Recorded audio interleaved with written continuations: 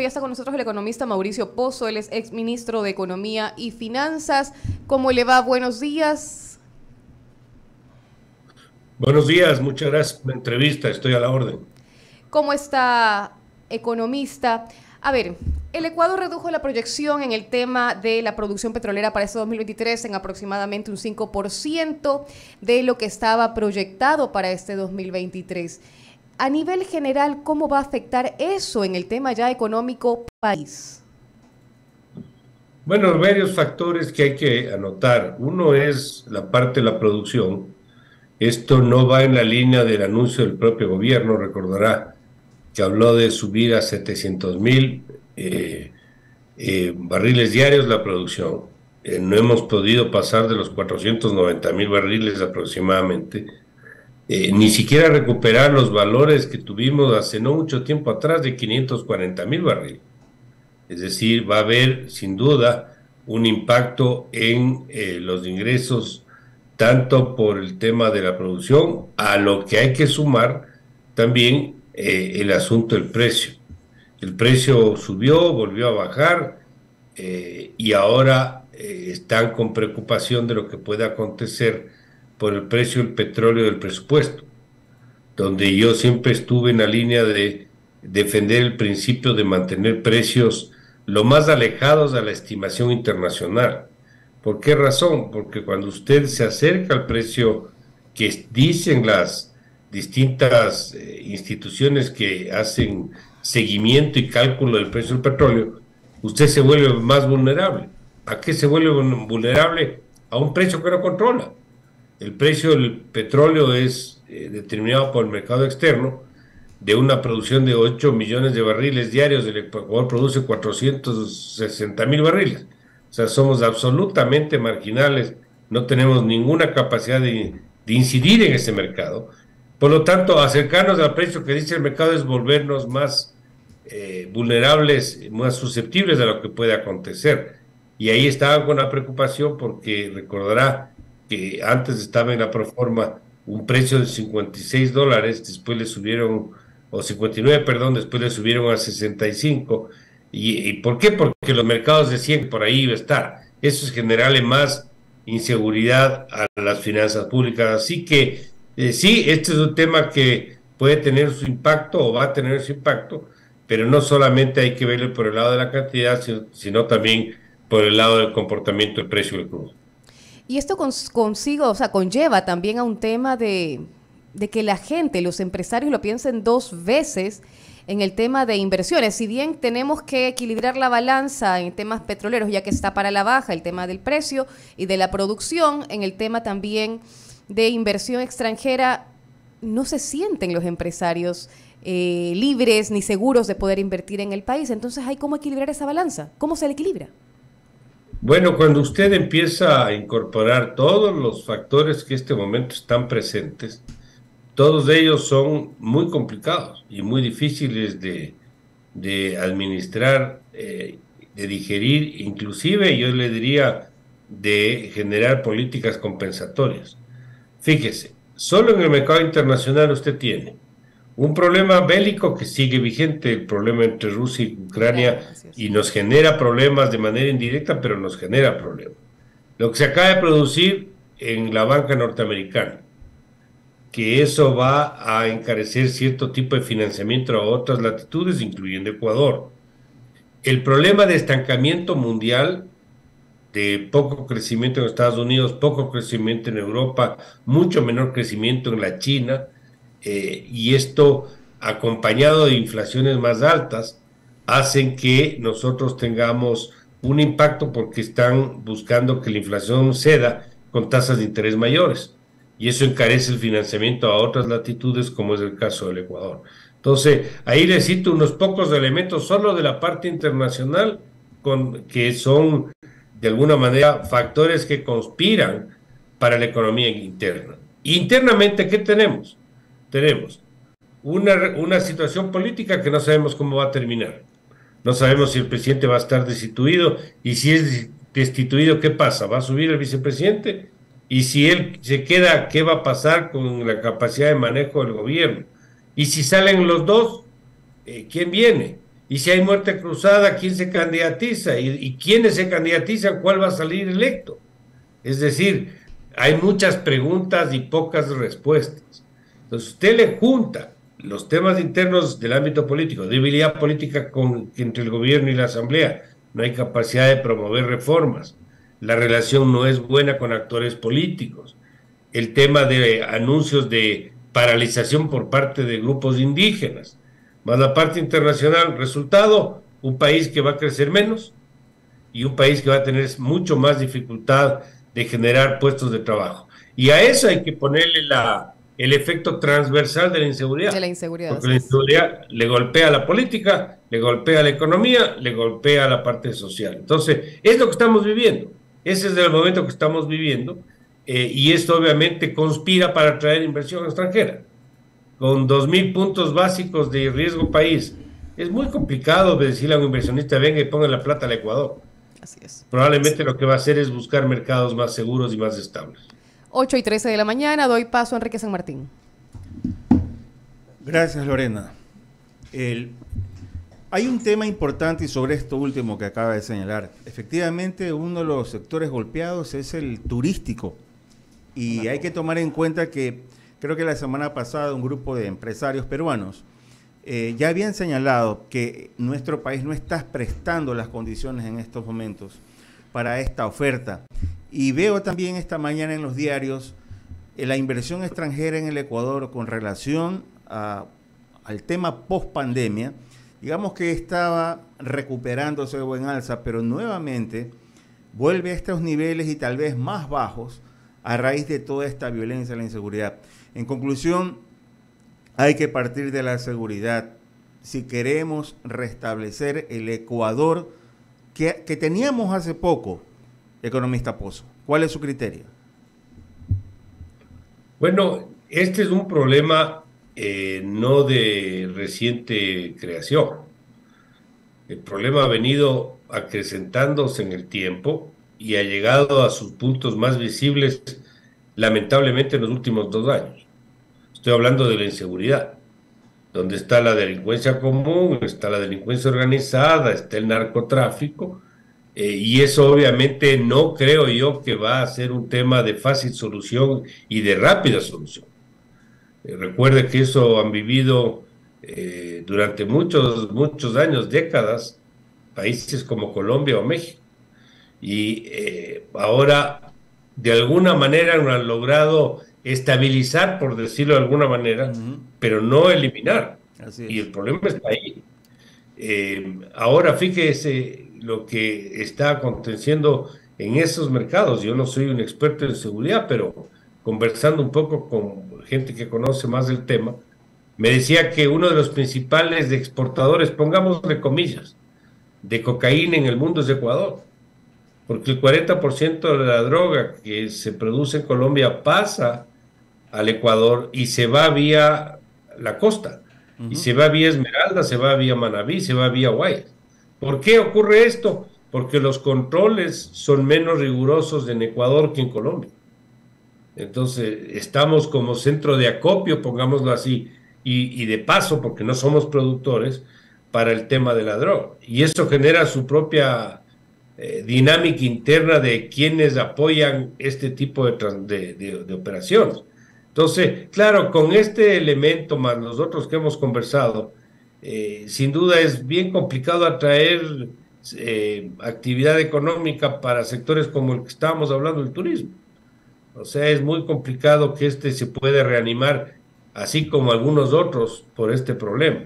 Si a esto usted le ve, por ejemplo, lo que ocurre en el sector financiero, que ha habido una suerte de menor liquidez, menor capacidad de financiamiento, hace ver que actividades como la industria de la construcción esté paralizado. Hay proyectos individuales, yo le diría proyectos aislados que se les ve como que evolucionan, pero en general la actividad está parada. Y eso conspira, por ejemplo, con el tema del empleo, que es uno de los sectores que más mano de obra puede absorber. Así que ese es el momento que estamos viviendo, es una situación difícil. Yo creo que el Ecuador tiene siempre capacidad de salir, pero al menos por el momento esa es la situación que tenemos. Ahora, hay una cifra interesante del Banco Central, o en todo caso hay un análisis. Señalan que la remesa de los migrantes nuevamente vuelve a ser una especie de sostén, más allá de los rubros del ingreso por el precio del petróleo. Pero en este caso la remesa de los migrantes vuelve nuevamente a servir como factor importante en consumo de los hogares, porque como usted bien lo señaló, el desempleo y la inseguridad no precisamente nos van a dar ese impulso económico, productivo en el país, pero sí lo está haciendo en estos momentos como una especie de salvataje, la remesa de los migrantes. ¿Usted coincide con esta visión que hace el Banco Central del Ecuador? Bueno, las remesas siempre han tenido un rol importante en la liquidez interna. Esos son recursos que envían las personas, los compatriotas que trabajan en otros países, envían a sus familias. El receptor de esos recursos en el Ecuador, con esa plata compra zapatos, el que le vende los zapatos coge esa plata, deposita en el banco y el banco parte de esa plata presta. Un poco lo que le digo es eso circula en la economía, es un motor de liquidez importante. Lo que ocurre es que en el año pasado fue récord histórico en la recepción de remesas en la cifra como fue, que fue 3.400 millones de dólares. Eso es absolutamente icónico, diría yo, en la historia nuestra, y eso representa más o menos del 8 al 10% de los depósitos bancarios. Es decir, no es una cifra marginal, es una cifra importante y seguirá siendo hacia adelante, como lo ha sido durante muchos años los 70.000 millones que reciben los mexicanos por ese concepto. También. Eso es lo que están recibiendo o lo que recibe El Salvador o aquellos países donde hay ecuatorianos trabajando. Para nosotros el principal mercado de remesas sigue siendo Estados Unidos. El 62% de las remesas, al menos del año pasado, se recibieron de ese mercado. Claro, influye el tipo de cambio porque se apreció el dólar. Respecto al euro, donde también hay ecuatorianos que trabajan, por ejemplo, en España, por razones del tipo de cambio, la participación del dólar en las remesas fue más significativa. Pero en todo caso, es importante y esto medio que hay que agradecer a las circunstancias porque no depende mucho de lo que hagamos aquí. Eso depende de que nuestros compatriotas tengan trabajo afuera y puedan enviar su plata. Definitivamente. Una pregunta más de mi parte para darle paso al abogado Ramiro Cepeda. Bueno, hace poco el gobierno ecuatoriano firma un acuerdo comercial con Corea del Sur, pero estábamos analizando las cifras, hay un desbalance y obviamente favorable a Corea del Sur porque Ecuador importa más que lo que produce con relación a Corea del Sur, pero habrá alguna manera, no digo de revertir, pero al menos si se firma este tratado comercial, de equilibrar si se quiere. O sea, veía que de pronto nuestros productos, cacao, café, podrían, qué sé yo, ser favorecidos con algún tipo de arancel o cero aranceles. ¿Cree usted que podríamos equilibrar de algún momento esta balanza entre Ecuador y Corea del Sur? Fíjese, yo estoy a favor de los acuerdos comerciales. Yo creo que el país necesita, porque es una forma de facilitar la colocación de productos ecuatorianos de afuera y abaratar la traída de ciertos productos de otros países. Es decir, el mecanismo conceptualmente hablando es, creo que, favorable para el país. Ahora bien, no es lo mismo un acuerdo comercial cuando usted parte de una situación de superávit comercial, que es el caso, por ejemplo, con Estados Unidos, donde tenemos el mayor superávit comercial de todo nuestro comercio exterior, que cuando usted parte de una situación de déficit, que es el caso de Corea y es el caso de la China. Con el Asia, el 80% del déficit comercial con el Asia es el comercio con China, y con ellos también se está cerrando un convenio. Entonces, a mí sí yo al menos no he tenido acceso, a mí sí me interesaría ver en qué condiciones se produjo el acuerdo, porque por darle un simple ejemplo, en la China nosotros tenemos una multiplicidad de factores, pero en la práctica les compramos mucho más de lo que nos compran ellos a nosotros. Así es. ¿Y eso qué significa? Que si el día de mañana, producto del acuerdo, donde los aranceles deben tender a cero en algún momento, nos van a inundar, por decirle, de ropa de traída de la China. Lo que va a pasar es que los productores nacionales de vestimenta van a salir del mercado. Entonces hay que ver cómo de alguna manera se acopla un acuerdo que puede ser beneficioso con una necesidad de preservación de la industria nacional y en qué forma vamos a operar. Y así podemos citar otros mercados en lo que son bienes de consumo en general, porque el costo de producción allá es mucho menor, el costo de la mano de obra y del salario es mucho menor que en el Ecuador. Me estoy hablando de la China.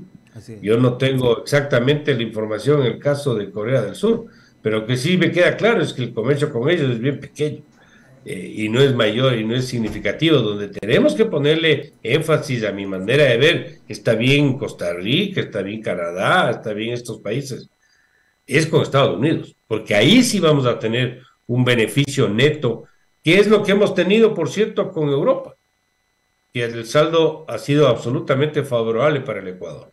Habrá que ver cuál es el mecanismo para evitar estos riesgos que se pueden presentar en un acuerdo de comercio con esos países. Gracias por mi parte. Continúa Ramiro Cepeda. Mauricio, ¿cómo está? Buenos días. Ramiro Cepeda le saluda. ¿Cómo le va, Ramiro?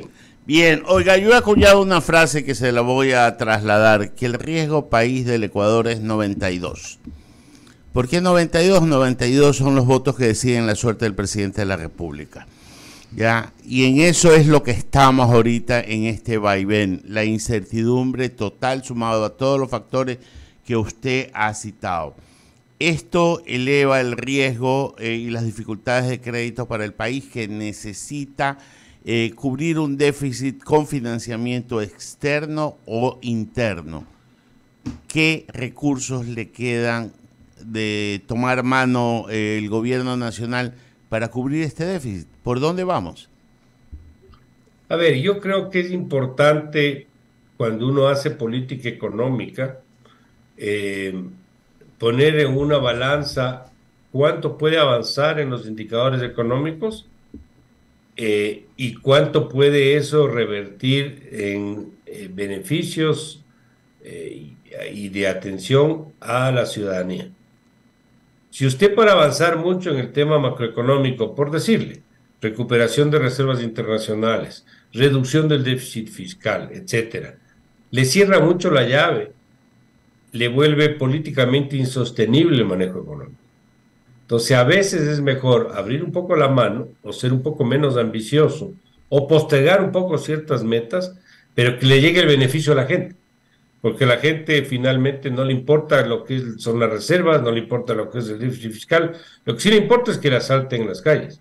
Lo que sí le importa es que no haya trabajo. Lo que sí le importa es que no haya medicinas en los hospitales si necesita atención. Entonces, esos temas yo creo que hay que mejorar y de manera sustantiva. Si no mejoramos eso de manera sustantiva, es muy difícil mantener un programa económico. Ahora, en las actuales circunstancias, por todo lo que hemos conversado, el Ecuador no puede salir a los mercados a buscar financiamiento, por ejemplo, vía la emisión de títulos, porque con un riesgo país de 2.000 puntos, usted va a tener que pagar más de un 20%, lo cual es impresentable. 20% anual por recabar fondos del exterior. Que sí va a haber recursos, siempre hay los fondos buitre que llaman, hay de todo, eso sí se va a conseguir, pero no es bueno para el Ecuador. Entonces, ¿qué queda? ¿Qué nos quedaría o cuáles son las alternativas? A mí me parece que el Ecuador, nos guste o no nos guste, y el gobierno que lo representa, va a tener que buscar un nuevo convenio internacional con los multilaterales, que ese es su financiamiento en buenas condiciones, con una mejor estructura, y ver qué puede negociar, porque ahí normalmente entran reformas, y algunas de ellas implican leyes que tienen que enviarse a la Asamblea para que sean aprobadas. Como sabemos, la relación entre el gobierno y la Asamblea, habrá que ver qué tipo de reformas se pueden incluir. Pero eso no va a ocurrir mientras no se dilucide este futuro del gobierno. No sabemos en qué va a terminar este juicio dependiendo de lo que termine, qué va a pasar el día después. Entonces, una vez que eso de alguna manera se aclare, pongámosle comillas, podremos ver qué otras formas de financiamiento se pueden encontrar. Lo que sí es verdad es que hay temas que siguen presentes y vigentes que no hemos resuelto. El uno es la obesidad estatal. Mientras no resolvamos esto, vamos a seguir permanentemente demandando recursos por alguna vía, porque es imposible mantener un Estado tan grande que no encuentra la forma de poderse autosustentar y requiere permanentemente de financiamiento, sea de aquí o sea del exterior. Un Estado adiposo, una relación litigiosa dentro de Asamblea y Legislativo, una sociedad convulsionada por la delincuencia, una inestabilidad internacional política y unas leyes y unos tratados que necesitan de esa relación litigiosa con la Asamblea. Nada de esto se va a dar. Todos sabemos, Mauricio, que dentro de la economía hay un dinero no contabilizado que fluye sin nombre dentro del torrente sanguíneo de la dolarización, y es un dinero informal. ¿Está cuantificado este dinero informal que hay en la economía y que todos sabemos que existe? A ver, como es ilegal y es informal y no se conoce el origen exacto de los recursos, no existe una cifra oficial, obviamente. Lo que existen sí son maneras o métodos que permiten de alguna manera estimar de qué podríamos estar hablando. Le va a dar simplemente un número para que usted tenga presente. El total de recursos en la economía, de acuerdo al Banco Central, lo que se llama el M2, está en más o menos 72 mil millones de dólares. Es el total de plata que hay en el Ecuador. Pero ¿de qué se compone esa plata? Es la plata que está en el Banco Central, más la plata que está en el sistema financiero, llámense bancos, cooperativas, más la plata que está en los bolsillos de los ecuatorianos, o en el colchón de las casas, por decirlo de alguna manera. Entonces, ¿cuánto está más o menos en los bancos? En los bancos está alrededor de y bancos y cooperativas, alrededor de unos 45 mil millones de dólares. Súmele a usted la plata que está en el Banco Central, las reservas unos 8 mil, unos 53 mil, póngale que lleguemos a 55 mil millones de dólares. La diferencia, es decir, entre 55 mil y 72 mil que se estima que es lo que hay, es plata que está en los bolsillos de los ecuatorianos. Divida esa plata para el número de ecuatorianos que trabajan, que tienen ingresos mensuales. Eso le debería dar a usted en promedio que cada persona que trabaja tenga en el bolsillo de 4 a 5 mil dólares. Usted tiene 4 o 5 mil dólares en este momento en el bolsillo, le puedo garantizar que no tiene ni yo tampoco. Entonces, lo que le quiero decir es que hay plata de origen desconocido y ese monto podría ser de 15 mil millones de dólares o qué sé yo. Obviamente se presume que son recursos provenientes de actividades como el narcotráfico que ingresa al Ecuador y que yo citaba cifras brindadas por expertos en seguridad. Yo no soy experto en seguridad, pero un poco aprendiendo el tema, me dicen que uno de los mayores exportadores, pongámosle comillas, de cocaína del mundo es de Ecuador. Es la cocaína que pasa de Colombia al Ecuador y que se va vía marítima, se va vía Costa Esmeraldas, Manabí, Guayas. ¿Y por qué pasa esto? Porque el control y el nivel de control en Ecuador es menos riguroso que en Colombia. Entonces, y el Ecuador en ese sentido termina convirtiéndose en un centro de acopio, no de productores, pero sí de venta hacia el exterior. Y parte de eso queda acá. Y eso es mucho del microtráfico que existe. Entonces, hay eso más tráfico de armas. Fíjese, me daba una cifra, hay 150 mil armas que están en manos no registradas, que están en manos de ecuatorianos. 150 mil.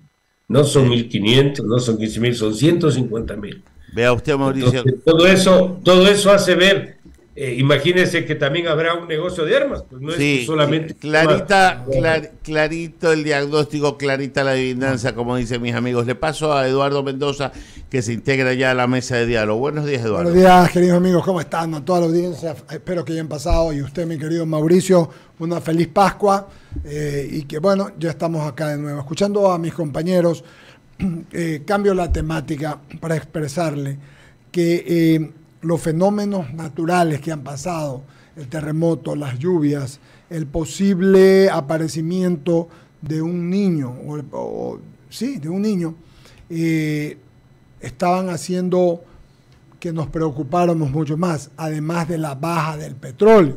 El petróleo se ha recuperado, Mauricio, el petróleo se ha recuperado, por lo menos su precio. No obstante, hay 7.000 millones, me parece, que se gastan en pagar derivados del petróleo. Sabemos que ningún gobierno a estas instancias va a poder, ni nadie va a querer que se suban los subsidios, que se quiten los subsidios, perdón, que se suban los combustibles. Pero siempre hablamos de focalización. El otro día escuché hablar a nuestro buen amigo, porque es nuestro buen amigo, estimo que también suyo, el ministro de Energía y Minas, hombre serio, y decía el contrabando. ¿Cómo logramos que ese déficit, por lo menos, de lo que son estos 7.000 millones en derivados, en compra de derivados, además de los valores de la gasolina, no subirlos, ¿cómo lo focalizamos? Porque no se ha podido esto en años, y esto es una fuente, una llave abierta, se va el agua, se va el agua, se va el agua, que es el dinero, y no podemos resolverla. Mauricio Poz, buenos días. Muchas gracias.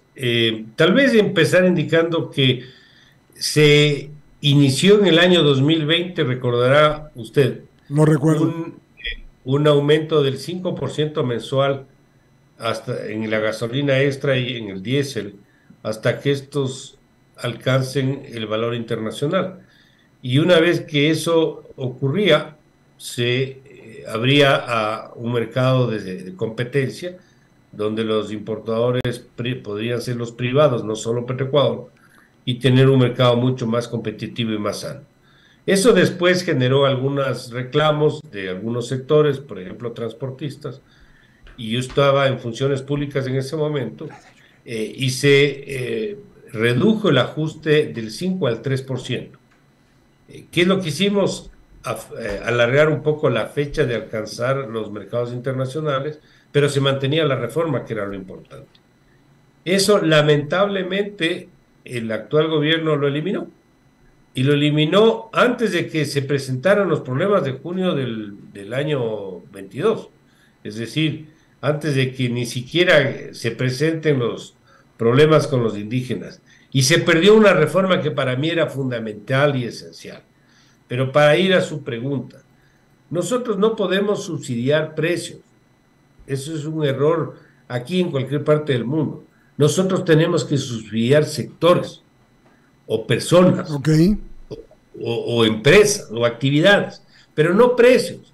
Porque el rato que usted subsidia un precio, lo que hace es entregar plata del Estado a todos, a los que necesitan y a los que no necesitan.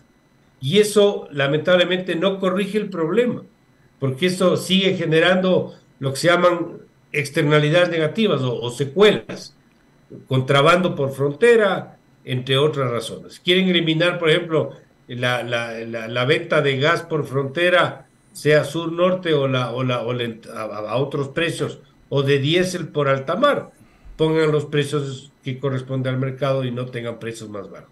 Entonces, a mí me parece que, y yo sé que Fernando, que es una persona que conoce, el ministro de Energía, Fernando Santos, conoce estos temas muy bien, pero claro, hay un ingrediente político. Total. A mí sí me parece que debería, de alguna manera, buscarse la forma de dar un beneficio de subsidio directo a algún sector que se considere que requiere el apoyo del Estado. Llámese pesca artesanal, llámese transporte de carga o transporte público, para que no le llegue la factura al consumidor, pero no mantener precios subsidiados, que somos la excepción de toda la región. Pregunte cuánto cuesta un litro o un galón de gasolina en Colombia, en el Perú. El único pero que Mauricio, nos ha ganado esto ha sido Venezuela. ¿Se imagina que usted le diga aquí que van a volver a subir el precio? Yo recuerdo perfectamente, lo van a querer a matar, porque enseguida sale el señor Issa y compañía a decir, o sea, aparte de no ser popular, el momento político no lo es, pero ¿hay alguna forma de focalizar lo que no sea la que usted está diciendo que la sabemos, querido amigo? El dato que usted empieza a asignar indicadores como que el carro de más de 2.500 centímetros cúbicos, El señor que gana más de 2,000 no sé qué, Ok. que hay que ponerle un lector a los carros, un tag para que en la gasolinera lean a qué valor le cobran la gasolina. Ese rato usted está generando lo que se llama un mercado paralelo, un mercado negro, donde empezarán a vender los tickets para poder Es tener buen punto. gasolina barata. Es buen punto. Entonces, así no se. Ahora, políticamente este rato entendemos, obviamente, tampoco hay que ser iluso para ver que no tenemos el espacio y el momento es muy, muy difícil, pero el Ecuador no puede seguir así tampoco.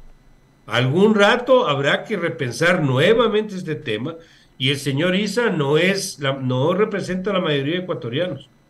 Él representa a la CONAIE, a un sector importante, respetable, pero son el 7, el 8% de la población y no representa el Ecuador. Entonces no puede ser que el Ecuador entero esté atado a lo que el señor decida como bueno y malo. Me parece que ahí sí que no estamos hablando el mismo idioma. Si quiere ser presidente de la República, Claro. que se meta, compite en elecciones y gane las elecciones. Yo Pero en eso subirse por coincido la con ventana usted. al poder me parece que no es la forma. Yo coincido plenamente con usted, Mauricio. Absolutamente. Una pregunta más de mi parte. Con este antecedente, Enrique Bolívar San Martín Bolito le preguntó respecto a los contratos al TLC con Corea. Usted explicó. Me parece una explicación muy clara. Ramiro habló sobre ese dinero que está y no está, que sabemos que está, pero no suena. Yo le comienzo a hablar sobre el tema de la focalización y concluyo con una pregunta más, Mauricio Pozo. ¿Cómo ve usted? Estamos ya casi abril, terminando abril, ya esta semana es 15, digamos, está jugado abril, tenemos 2 meses, lo del presidente, lo del juicio político es en mayo, tendríamos casi jugado la mitad del año por mayo, junio. ¿Cómo estima que va a ser el final de año cuando el Banco Central ha dicho que vamos a ganar menos, con los fenómenos naturales que están devastando la costa, porque es increíble, sembríos, camarones, banano, gente con sus desgracias, puentes caídos, porque la verdad que el espectáculo es verdaderamente que es dantesco, sin hablar, tendría que cambiarle el tema de fuego, es de agua. ¿Cómo lo ve usted para fines de año? ¿Cómo lo ve? ¿Podría darnos un criterio? Como hay muchas preguntas, hay pocas respuestas y todos los factores internos y externos no nos favorecen. Y ahí solo un paréntesis, fíjese lo importante que es tener ahorros fiscales. Claro. Justo para estas cosas. Para eso son los ahorros fiscales, no es una afición neoliberal, es una necesidad fiscal y para poder atender estas cosas. Pero bueno, así es la vida y eso es lo que pasó, pero a lo que voy es, yo veo un país que va a crecer poco este año, inclusive el Banco Central acaba de bajar la meta, probablemente yo no creo que pasemos del 2.5, yo creo que va a estar entre 2 y 2.5, y claro, con un crecimiento de la población de 1,5, crecer al 2, no le da ningún espacio para mejorar el empleo. Y si a eso le suma que no hay un marco legal en el ámbito laboral adecuado a las circunstancias modernas, es muy complicado pensar que va a haber unas mejoras en los niveles de empleo. Entonces veo un país que va a crecer poco, con, yo diría, casi nula recuperación de empleo. El tema de la seguridad me preocupa muchísimo. Totalmente. Me da la impresión, estando a favor o estando en contra del tema de las armas, es una demostración de que se le fue de las manos, creo yo, y que ya no lo está pudiendo manejar a este problema. Y si encuentra la solución, demandará un plazo largo. No creo que sea un tema corto. Fíjense lo que ha pasado en Colombia, fíjense lo que ha pasado en México. Sí, señor. O sea, medio que conviven, medio que le han estabilizado, pero no lo han eliminado ni lo han resuelto. El problema está ahí. Y el Ecuador está sirviendo de puente para estas cosas. Entonces, lamentablemente le veo un país en esas condiciones y no veo un 2024 muy diferente, por cierto. Mire usted. Al menos como están las cosas, porque dependiendo de cómo termine el tema político, veo en un próximo año también difícil. Mauricio Pozo, muchísimas gracias como siempre de saludarlo y de verlo. Seguiremos conversando, querido amigo, con el favor de Dios. Le mando un abrazo. Muchas gracias, Eduardo. Muchas gracias, Saludos a un todos. abrazo. Abrimos espacio a las menciones publicitarias. Para decir que Isabel te ofrece los mejores